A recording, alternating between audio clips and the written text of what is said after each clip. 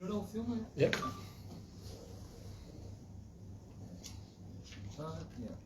Just two. Yep. Yeah, pakala fat fo ile pa ia male malu tato mai ngole autu stala ya fo ile pa fonga kapta kwa mai ole pa ia male malu so tato tunu uyona tulanga falupe afkai mo neia banoa e o tato no ia wa fo ia ne mani nonga fo io misio mta upu e anga il tato fai ngā whiwhiringa le atunu, o le fai ngā pālota le atunu, pe ona mai a tunei ona tuina mai, nona fai unga no ia pe ona e ai le mai asu tona i atu, e whatasi ai male lenga le ao le malo, e wha mautu ai, e ale, pa ia male malo i lato, ia o whiwhiria, tu sai male fai ngā pālota le atunu, o pe ona no tuai, e mō sila fia, e lautou fasenga lautou stala va pe foi le fa fonga ta poi mai so tatou atunu e pau se tūlanga e anga i e se fa mtalanga o mata upu ia ua anga i mai le fa msinonga tu sai foi mal fa sino ala ale tatou tūla fono fa ngā pālota o te siva o nisi uma mata upu e anga i le fa ngā pālota i o mata upu lana o se langona e na o le komsina o whainga pālota mlona ofisa e anga waa e tali to e ngā mta upu sili a e tūlanga o tato whainga pālota a mta upu lava ia langa i eswa mtalanga o mta upu ia ua nga i mai whamsinonga e ono tausi i rafia i lalo le tūla whono whainga pālota luafes luiva o lo i ai le vā e ngā o le tūla whono o lo mai o io mai ai e mawhai e se sui tau vā sa tau vā e whainga pālota ona tālu sanga mo le toe whaitaunga o le taunuunga o le whainga pālota le tū malo ma le tū malo pe ono tōsi le fia o le uma na whai le tātou whaitaunga alo ia official count le fwoi sa tō awai na umamai a fwone tū ina mai e whaasisilanga alo ia mai komsina o whainga pālota ia whaatase male lenga le ao le malo e wa whailo mai ai sui tau ngā whainga pālota ua whaamani ai nei le tū malo ma le tū malo ai lalo al tū la whono whainga pālota lua awhi suiva o lo iei le vaenga lo o ai le mwhai ona tāsanga mo le toi whaitawina o le official count le sa whai e komisina o whainga pālota ma o lea toi whaitawina po le recount o lo o wha tū la whono i lalo lea tū la whono mai e whaatino la lea recount i luma o le whamsinonga whaitu malo ia po luma o le whamsino po o se whamsino o le whamsinonga whaitu malo o lo manino le tai ala whaitu la whono e tolu aso mai le aso na tuina mai ai le whaitau ngalo ia mai komsino whainga pālota e te tau ai o na whaila mai se tālasanga e tuina mai whai se tālasanga mo le toi whaitau ina i luma o le whamsinonga mai tu sai pe ono tausi le fia o le aso whareili o le mai aso tēnei le aso limo se tema o whamawina o le aso lea na tuina alo ia mai ai le whaitaunga alo ia o le whainga pālota le atunu mai me se lato o whiwhilia tato o le tū la whono e mai e le tolu aso e tuina mai e tālasanga mo le recount i le aso ananafi i le mai ai lau le aso ananafi tu sai ma tātou tālasanga le o tau ina e restara mo lona ofisa e se fūtasi tālasanga ia ua tuina mai mo le toi whaitawina o le tālasanga mua mai le tū malo whapalota palau li lua o le tālasanga whaoletane fiu tuala Ioane pa o whaasanga le i le ua whitwhilia o fiu Bonifasio ia mai le komisino whainga pālota tāsanga lona lua, tāsanga mai le tū malo ala tau o sifo o le tāsanga le whionga lima na manu mo ti alofa tu au whaasanga fo i le sui o manu malo o teitu ave la whaitele walo anga to titi Ioane ia mai komisino whainga pālota tāsanga lea palau li lua mo le o tōsi le fia le sa au tola lo le amutanga lea e whaatūlanga i lumo le whamsinonga whaitu malo i le lua i le auri nei i lumo le whionga le mai tei whamsina si lia le whamsinonga whaitu malo le whionga i talasa a toa ia o le tasanga le ala tau sifo o le whaatulanga ina i le aso a tae au se fulu tae au i lumo le whionga i whamsino ia matautia Raymond Schuster. O le tasanga tolu ai tasanga o le tumalo a inga le tai lea e tuina mai e tasanga le whionga ia Muripola lea tau sa laki ia whaasanga i lea uman malo whionga ia upa au Muripola alo tafua Muripola ia markomsino whainga palota e wala awina fo i le aso atae au le lua le uli i lunga fo i le whionga le tamaita i whamsino sinia talasa atoa. O le tasanga e wha i tasanga o le tasanga lea le tumalo a li pata i tupa i lunga.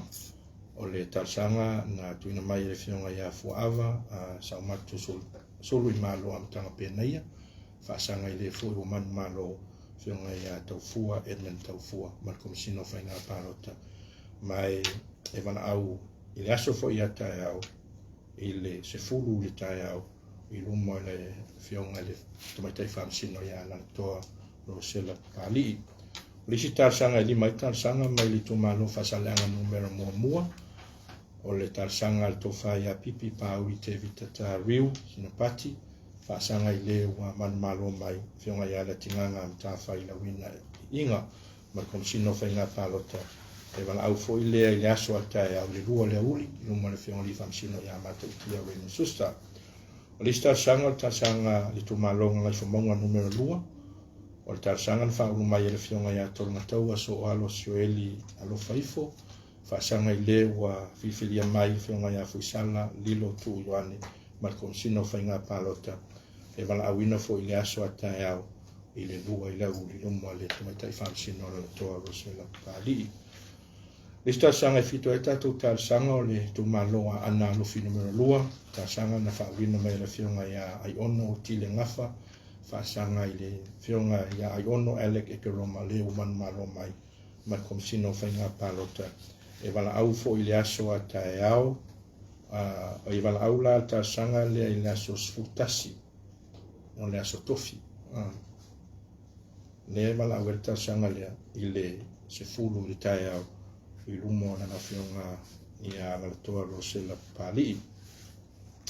O le tarsanga e walo i tarsanga o le tumalo whasalanga numero 5 o le tarsanga le whionga ia Pestava i fou te vanga ena whaasanga fo i leo man malo mai whionga ia vui i inga sione i inga markomsino whainga palota pala wina fo i la i luma whamsino nga whai tumalo luma le whionga li whamsino matautia Raymond Schuster i le tu las furu tae au i le aso tofi o le vaya so nei. O le lisi tarsanga e iwa i tarsanga le tumalo sa paitea tarsanga le whionga ia lautafi se lafi pesao whaasanga i le whionga ia asiata tavui tafu salevao le aua markomsino whainga palota e wala wina fo i le aso tofi se furu tae au i lumo le whionga tamaitai whamsino ia lalatoa Rosella Pali. O le tarsanga se fulu e se fulu e tatu tarsanga o sanganga numero 3 tarsanga na tuina mai le whionga ia Tuala Oliveti Ahim asanga i le uman malo mai le whionga ia Sala Paulo Tuala Poto markomsino whainga palota e wala wina fo i le aso tofi fulu tae au i luma le whionga tamaitai whamsino ia talasa atoa ia maltasanga mulimuli sfurtasi ia tatu tarsanga ia o le tarsanga le tu maloa ana lofi numero 3 ale fa mai le whionga ia ni apu ai o whaiva whaau i le rua ia tau sa whaasanga i le uman malo mai whionga ia angasiata tanwasa vale lio tanwasa peto ia markomsino whainga palota e wala wina fo i le mta upu ia stofi nei i lumo le whionga le li whamsino ia matautia Raymond Schuster i li tu lai rua i la huli i o tatou tarsanga na leo tu ina mai i le tapunia i o aso e tolu tauntu ina mai i tatou tarsanga fo mo le toe whaitawina ai au fo no tau si ilfia le taupa ia le vaenga tu stala ia e manino atu la fono ia i la tau e tatau na awai i to tonu le potu whaamasino o lo whaatino ina ai ia le recount o lalo tu la fono pe no to silfia tu la fono whainga palota lua fe suwilo lo maio yo ai e na o le whaamasino o le sa wha i le aso ma le taimi e whaatulanga ina ia po sona sui fa finangalo iai le famsino fa tasi ai ma le komesina o whainga palota fa tasi ai ma le sui po le scrutinia o se o le whailo tusi a le sui tau maa lea talsanga mai ia ma le sui tau maa lea e whaasanga i le talsanga e paua i o i la tau le whaatanga mai lalo tu la fono e mātu te whaamalulu e te fo i le sengo tātou tusitala te langona ni te ua inisi te ua whesilingia pe ese mafuanga le talia nei tātou tusitala ia e fono tō sila fia tūlanga le nei tā ua le tute o tō a fionga le whasenga tusitala i le whaailoa ina e mise lava le taun unga tātou whainga pārota ia awanoa tia a la ulo tai mantawai iwi fo se mātou nau e au wairo tō pa ia teimi e whaatino ai lea tūlanga alo ia whaatūla fono ia leise mea mātou te mawhai o i lava u whaatanga mai lalo tūla fono ia pau fo i leo i lato e mawhai o na awai au le proses molo tō sila fia e leo se proses whaamasinonga o le proses a ia o e tutusa ma le proses le sa tō muli mawina i le whainga o le official count e tutusa le leia ma le proses le la whaatino fo tono tato whaamasinonga whai tō malo so it's not a normal court process e through le mention whaasolo le hearing se o la na laule unga whaamasinonga e lea i e leo se proses na e whaongaina ai paulava le tūlanga a fio mai le official whainga palota whai la tō whai tau ngalo ia wai toa mai umata tō pusa palota wa uma fui wha maunga na alo ia e teimi na whai whai tau ngalo ia wha maunga umana e au mai luma le whamasino whai eila ia o le toe whai tau ina e toe whai tau a toa le tau unga le whainga palota nai tō malo ia whai e mai e le whai taunga mori mawina fo i le fionga le whamasino le a wai e tō mau pea le whai tau ngalo ia sa iai i mai aso tōna i nei ia na wha mautūrola i o le nā whai tau ngalo ia ai a saua iei se swinga o iei se swinga i le whai tau ngalo ia ma se swinga wa mai tauina i luma le tātou le toe whai taunga i luma le whaamsinonga ia na whapena fuilia na mai se polo inga le whaamsinonga e lua ama e ngai anga i ni swinga o le sui o whainu mera ai tō maua i la tō na manu malo mai o le lona lua sui whainu mera sui ma le tangata ua manu malo mai o ai lava la whapeanga e sui le tangata ua i le recount mai a e ua suia le tangata sa manu malo mai ma ua whaamaunia alo ia fo i lumo le whaamsinonga o le tui nātu lo leo le polo inga le whaamsinonga whai tō malo i le komisino whai ngā palota e mo lea suinga ia ma whapea ina toi longo le ao le malo ina ia whaamautu whaamausali le suinga o le ao o iei le recount ia pe o se talatu le nai tūlanga o le toe whaitaunga alo ia o le toe whaitaunga nata toe whaitaunga a le toe whaitaunga i luma o le whamsinonga whaituma lo o la fwoi manino i le rotu la fono e tolu aso mai le aso na whaila mai iri tānsang tau ina whaatino lo ngā ruenga le whamsinonga o lo winga na le whamtalanga e tatau o na maua uma i ungo recounts ai le o le aso lea wa uma iai le marilenga lea o le malo e whai ai le ua i tawa whianga tātou parmene sulvata le la whai le aso lua le aso fau no winga la e tau na maua uma mi whai ungo tātou recounts ai le mai asa nei mai aso mo le tō si fia ia o le vaenga mua le nā ia tātou le toe whaitaunga le ua hai mai lumo le whamsinong whaituma lo Risi vaenga tāua mo lo tō si fia o tātou tāsanga po tātou electoral petitions ia ua fua e whaila mai i o tātou whamsinong o whainga pālota ma tua fo le tātou whamsinong o whainga pālota e lalo o le whaamalu a le whamsinong a maurunga po le Supreme Court o a umala tātou tāsanga e a ngai i le lui ai se whaiunga o le whainga pālota e a ngai umala le whamsinong a maurunga Salo foi o leo o mana faso atu lo to pa ia le taiala fale tu la fono po le practice direction le sa tu ina mai e le fionga e function sili e le aso fa se te malo o lo lima o na le ufa manino mai ia e le fionga e function sili se taiala fale tu la fono e muri ta ia e tu sai mata sanga o la tu ina mai lo mo function ma maulunga o pe fon si le fia o le taiala fale tu la fono o lo mul ta ia lava fa sino ala lo mai tatou tu la fono fenga palota no afe suiva manisio tu la fono e fe so ta i mal tu la fono fenga palota ia fa tasi ai ma tu la fono masani la val fa sinonga o lo fa ton fo la wal fa tinonga la tu ngaluenga leu manino e se fulu aso fa ngaluenga mai le aso na tuina mai tuina lo ia mai ai le fa taunga alo ia o tatou fenga palota e mawhai o na whaulu mai e se tangi. No na winga la a tātou tala noa se fulu aso whainga ruenga na amata nafi. E ma e se fulu aso i le aso whareili o le vai aso fau. Le aso suviva, le aso whalile le aso fau. E ma e se fulu aso.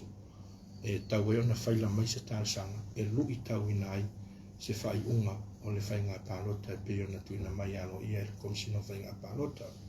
E to tonu vai ala o le taiala le na tuina atu o tūlanga fo i o counter petitions. Man tuala a whaulu mai se tānsanga a le wumana o lu tau whai unga o le whainga whalota. E anga waa fo i la tangata le whaasanga i ai le tangi. E whai e fo i sana ia tangi. E whaasanga i le tangi o whaulu ina mai. Mai tusa ala ia awana e whaatino ai le ia tangi ese i e lua.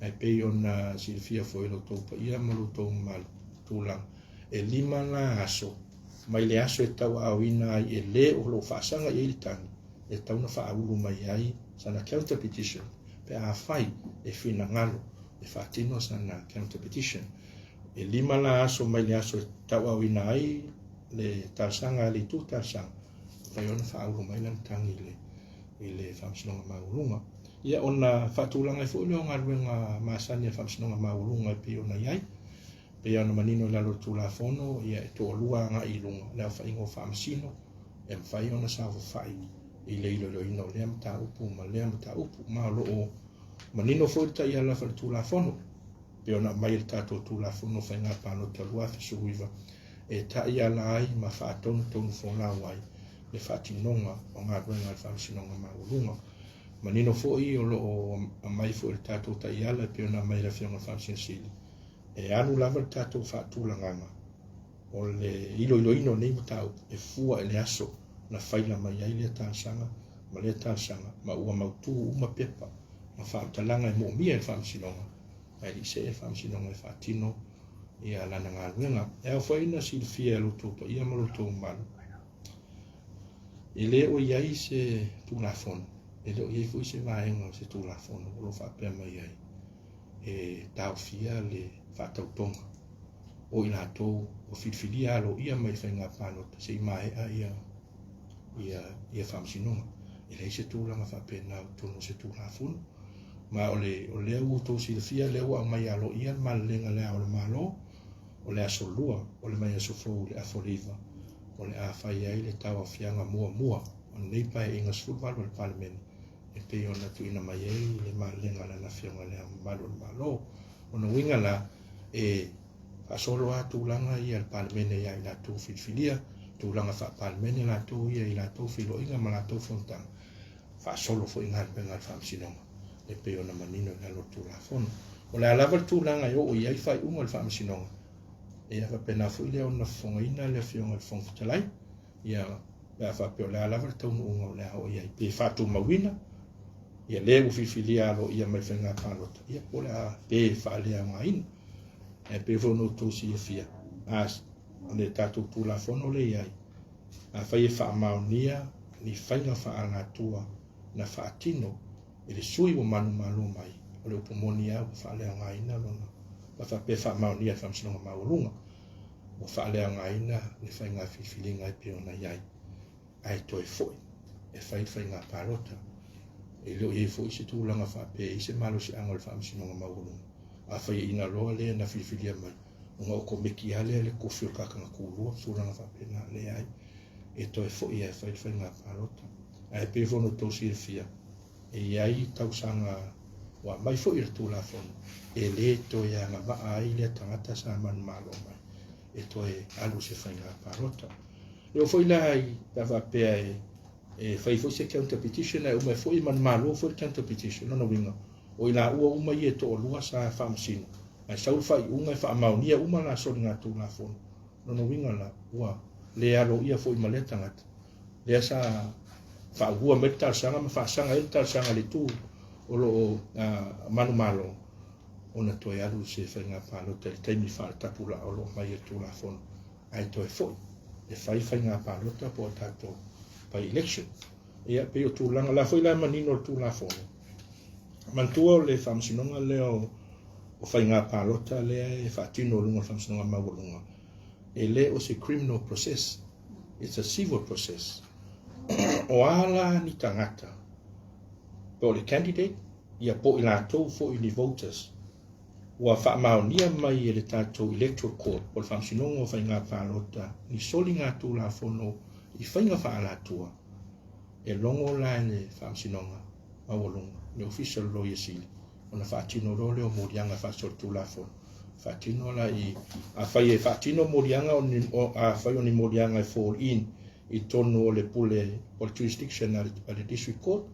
na ilo le i e whamsinonga whai tū malo ai a whai ni soli ngā tū la fono e fall in i lalo le whaamalu o le jurisdiction a Supreme Court ona whaatino le e se foi la le process le na e se a o le process na o le process whaasol tū la fono po le criminal process i lumo le whamsinonga e se mai civil process le whaatino ia tātou whamsinonga o whainga whalota ia peo le tūlanga na e leo tau whailo atu mo le no fasile fia lo tō pa ia o senga tū stana mi siwot whaafonga mai so tātou tunu o le si maenga tā ua leo ua whailo atu mo lo tō sile fia o leo ua ese fina ngalo le whionga whamsin sili o whai unga o le whamsinonga o whainga pālota o le am whaifo na tuina i le ngangana Samoa no winga vai peo tō masani na le ngana Britania le te liva ia tātou whai unga a le ua mai le fina ngalo le whionga le whamsin sili ona o mata upu e tā ua mo le atunu lau tele e taula na sila fia uma lo tātou atunu o awa enga sa tala no ina le whamsinonga a awa enga tā ua sa mau le whamsinonga ia ma le tau unga o le na whamsinonga le ala wei fina ngalo le whionga le whamsin sili e tawa au atu whai unga o whamsinonga o whainga pālota i le ngangana Britania ma le ngangana Samoa lo wei fwilo na fina ngalo ia wa mantua atataru noa i whai unga le whamsinonga e o kai kosfulu kai fastfulu ia i tū lau mai ei fo ia technical terms ma whal tū la fono e whaingta una maua i se malam na maanga o tātou atunu a le wei fo i fina ngalo na whionga le whamsin sili i le mae ai o na tāpena o se whai unga tistusia le whamsinonga o le a tāpena i ma se au te lenga po se summary e summarize a toa i al whai unga le whamsinonga mai whai fo tu na atu i le ngana Britania ma le ngana Samoa ia o le o nai vaenga na lewa whailo atu ia mo le no fasilifia fo e roto pa ia mo lo tō maru ia me se fo e le whaafonga tapo ai mo se tātou atu no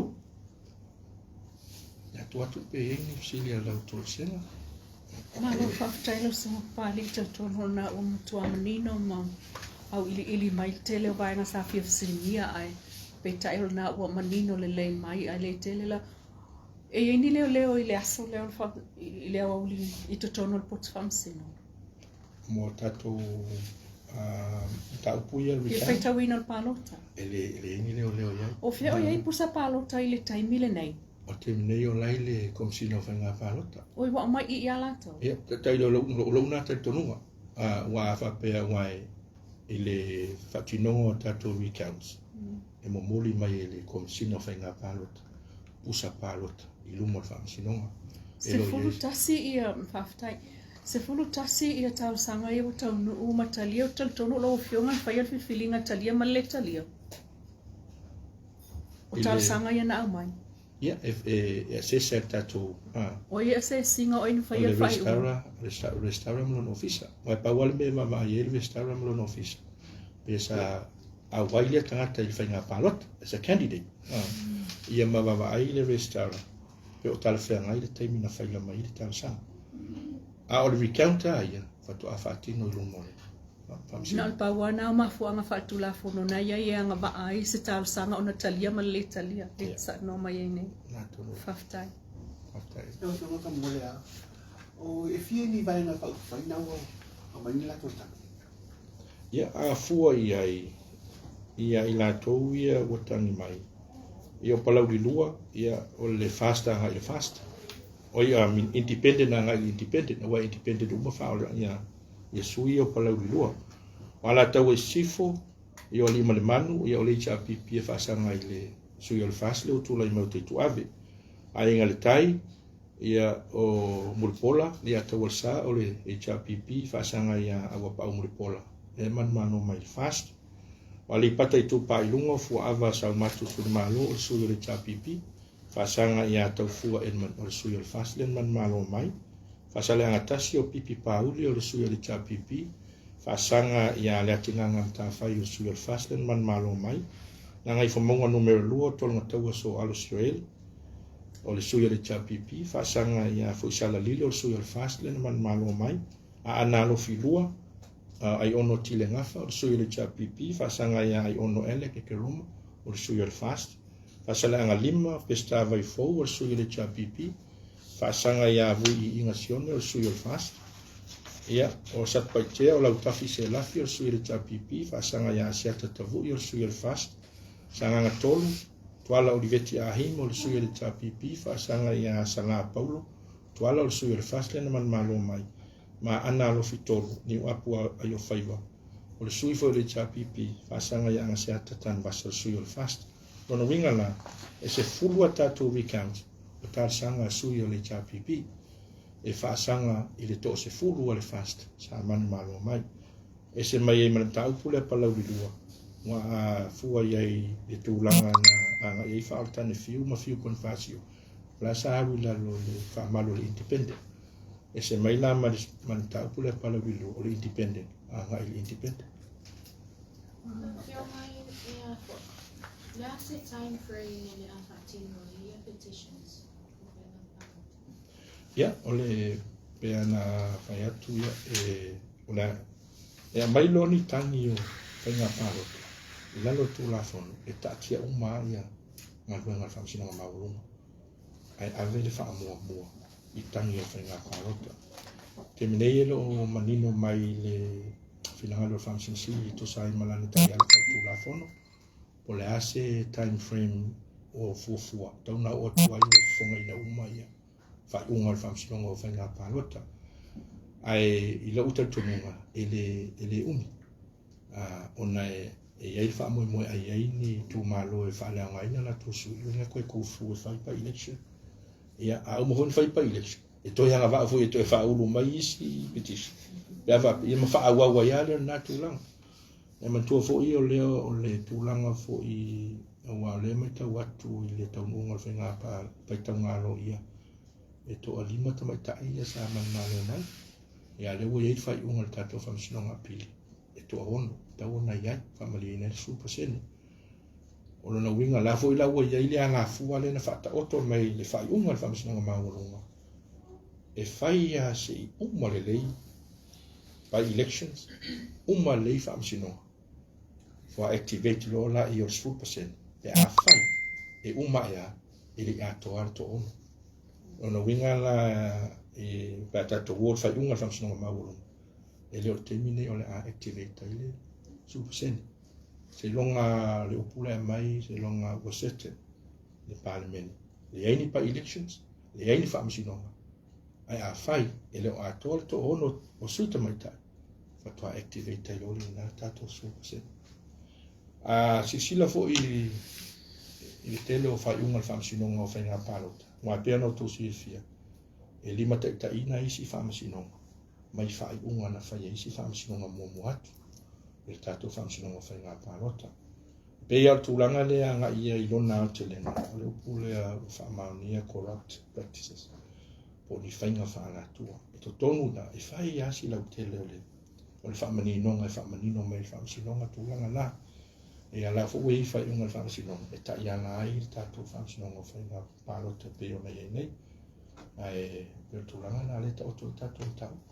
Tuli roa toale ka sila te tu time frame. Le ota o toi le taianga. Mai al palo to le ota se ko ki kia koru kau sano pa la soro ka competitions. Why they in by elections. E ona tupule mea le nā tāki tiki a pui time frame e te fuara I o tamia a mai.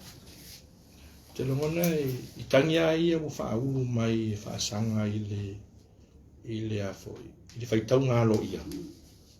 O te longona e whaatine o ma whaiunga le I o le ia te sema. Ia pōtua I telefoni te sema. Wa pia no vai atu. O le alava le tele o ngā ruenga whamsinonga maurunga la iai. E au mai no ni tangi o le pālota. E tātia uma. Ia mata upu uma le whamsinonga maurunga. Ai avila na wha mua. I mata upu e whainga pālota. Rono winga la e o la uia na wa iai. E vave e ono vave maua se iunga. Ai tūlanga I e le wha awau pe o foi. O tārsanga I a mai e ono whai atu. A uma e le whai unga whaaleanga ina sui wo e whai pa election. Uma foi pa election koe o mai foi a koe whingaru foi koe angane whamsinonga. I o le lako. Ia ma wha awau ai ale o le tātou whamsinonga ia. Se ia o lava ua leto I ai ani tārsanga ia ngai mai. Ia whakua uma foi le ngaru kako whamsinonga whai ngā pāre. Just on the ballot boxes that Ahmed touched on earlier. So, are all the boxes with the OEC right now? Or At the moment, I don't know. I think that question is to ask the commissioner. But at the moment, I don't know about where about those ballot boxes. okay. But my understanding, the role of the commissioner, mai pusa palo te luma whamsinonga pe o se recounts. So who is responsible for securing the boxes if they do stay in the court overnight? The police, I think. Will it be guarded overnight? Like I said, I don't know. Because ole jurisdiction belongs to the commissioner. But I have no idea pole a po feo I security o tato pusa palot. I see sitting here on the court, no whenga palot tatua. But my understanding, pa one mele for in final town fatino. And all the responsibility the electoral commissioner. All the mayo pusa palot. Ilumon famsino. La fa peo sem tau recounts. A whaina lewa tautu loa tu lawe kisi. Lewa mai pusa palot. E a mai ma pusa palot tautu malo uma ia la whai recount. Pe se ilonga e o le aso pataita inga palauri. Toa a mai ia pusa palot ta palauri. Ai tu upe o pusa palot ta isi tu malo. Nā tonua. Oh, okay. So e le moia la ilonga ia pusa palot. Ele moia I. Pauale taimi e tau au mai e komisina tato pusa palota. I le restaurant whamsinonga maurunga. I le mae a toa ia o taurumanga o le whainga palota e au fia I whamsinonga. E o lo wale ai ani si me tau whainga palota. Laila lo tu la fono o le rolo le komisina o whainga palota. O le tau au mai o pusa palota. I le restaurant whamsinonga maurunga. Lea, se te me mua leo whaatino e se recount. Whainga palota tatotu. Sa whaatino mo isi whainga palota. Pato la uia I loa iai. E le ai as every count whainga le na koe sui ai se whai unga se whainga palota. La uia na tatonu. Ai sa whaatino mo. When was the last time you Sorry, le whaino tali atu silina, but le whaino ua se sue mai whamo moa. Alo te mantua na ia tarsanga na whaunu mai for recounts. E ese mai le recount le la whai. Loso. Wale wa amata le tatala le awanoa I tangi whaunu whasanga I whai umori. Por taunu umori palota. Ama I las freire vers forwe umai. O fia ni petitions o tamu. Le taimi nei le tauhua me tarsanga. Wa leo ua wha aso. E mantua se fulu ia aso whaingaru. Le asorona lua la ia ele I o mai la tarsanga. E se tau wa pili e charge I tangata I. Mana ia te le nusi. O le pau ale o le fighting fee le court. E se fulu valu tala. O se mea foi o lela ua ai wa kaun kuku la kiki lunga ia. Al sul baltala le voleva na ia. Ne voi la o mai ne fa wa te mini sul baltala. Ai ai la le meta o le security for costs.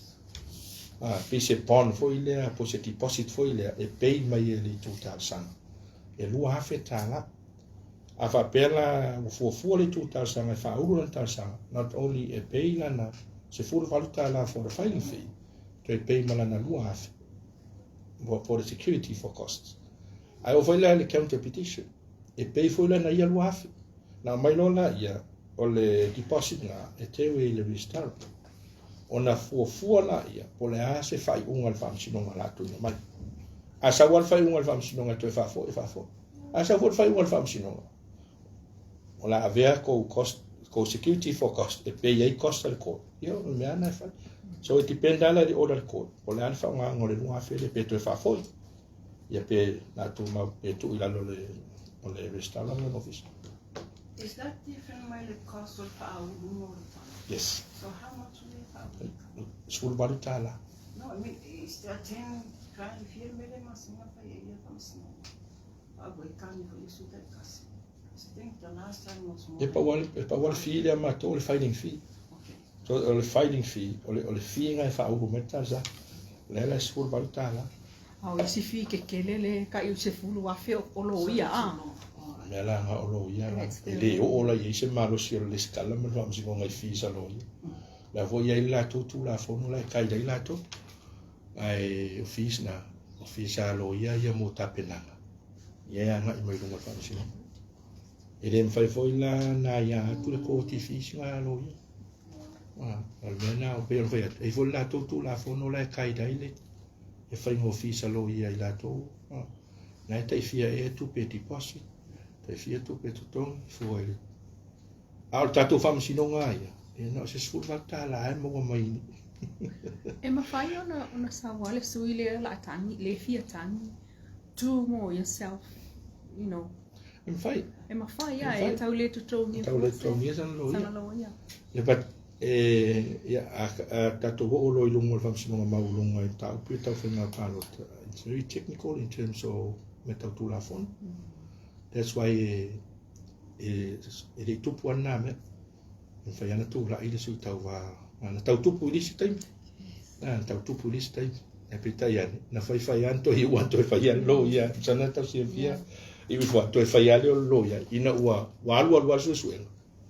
Ia ule em fai A fai o lewa lau kani ia ia whaamtaranga o le silia mai loas fururi and petitions.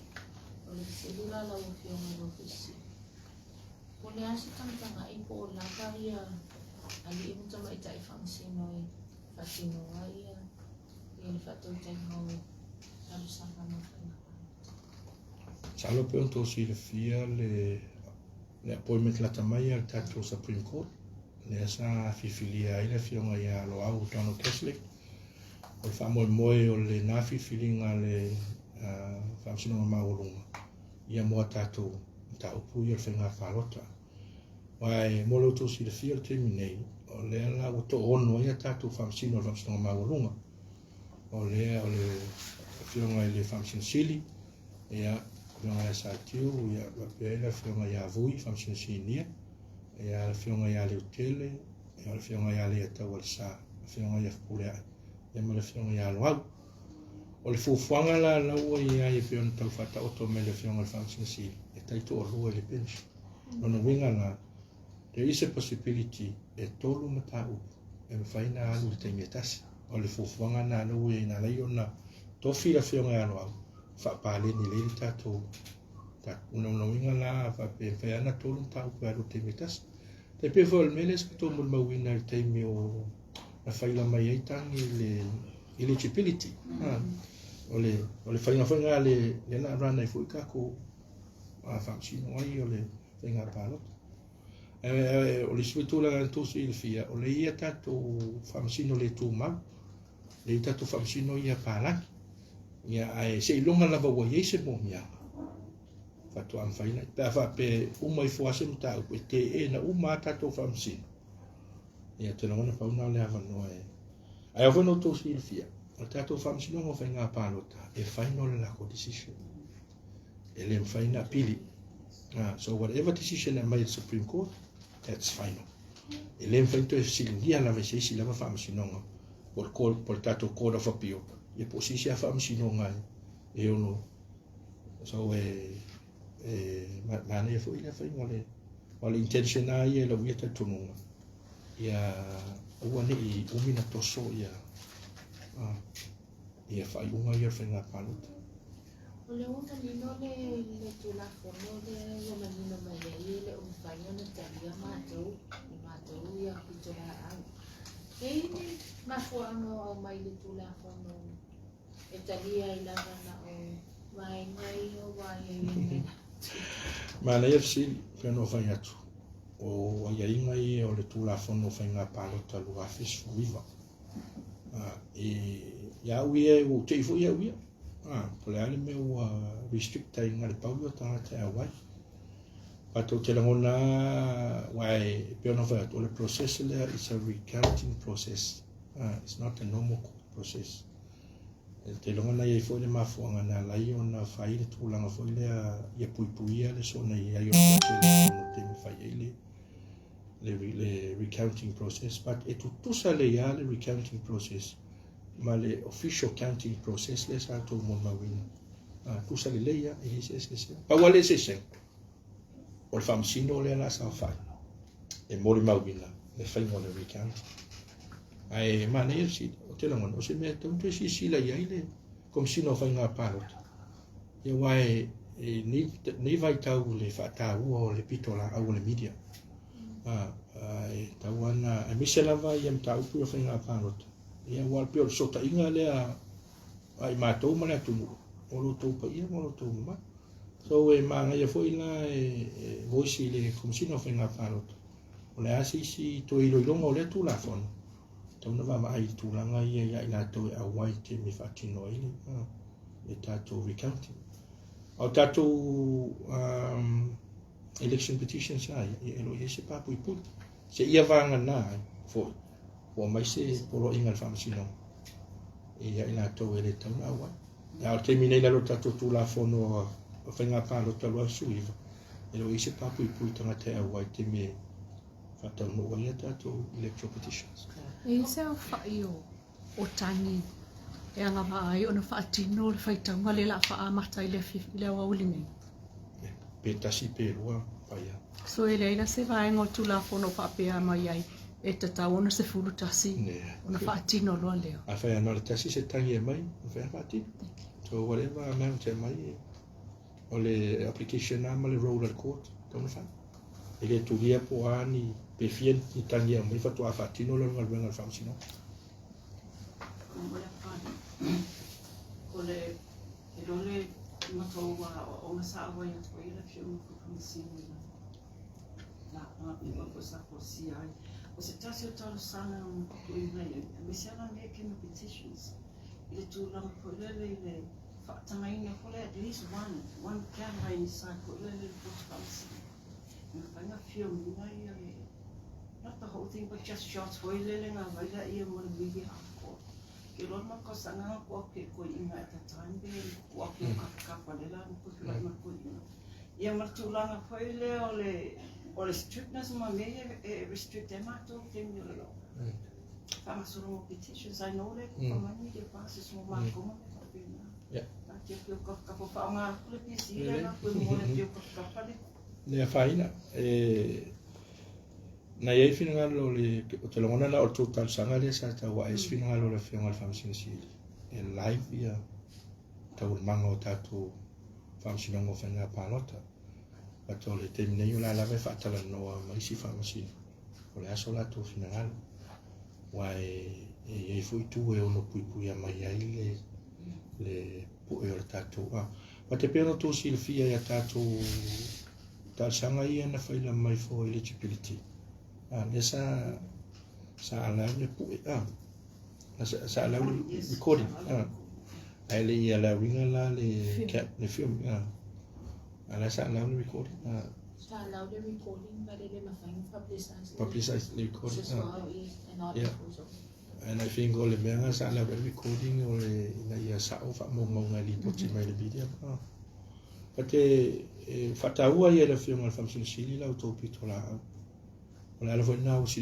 le fa le fa si le tau tala I si pa pui o restriction tono le si no mai le media a tala ona e o si fia le fa si le ta ua te le o lautu pitola o le foi la wa mata ona fa solo ia fatananga te me te lo na e mau mai so na fina ngai I tu langa pe ona sa no ia ai li amatata o mango tatu Samsung Petitions ai le la lo le faso le maso le.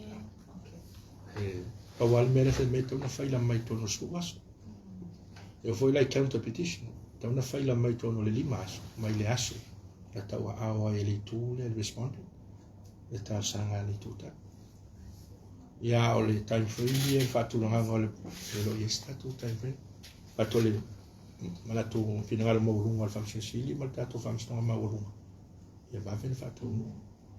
Eu vou no tu si le fia. O le quantity o le ngaluenga le o tatu fai asi te leo na tele tape nanga e tuina mai tu awai so ele nga fu tu pela ai mau le quality na tole ta quality le te me fati no le hearing o le quality o le decision mai peno fai atu ele invento e pila whatever decision mai that's final so ta ua tele la le mai ai a ngaluenga fa sino mai fati Allô, Baftat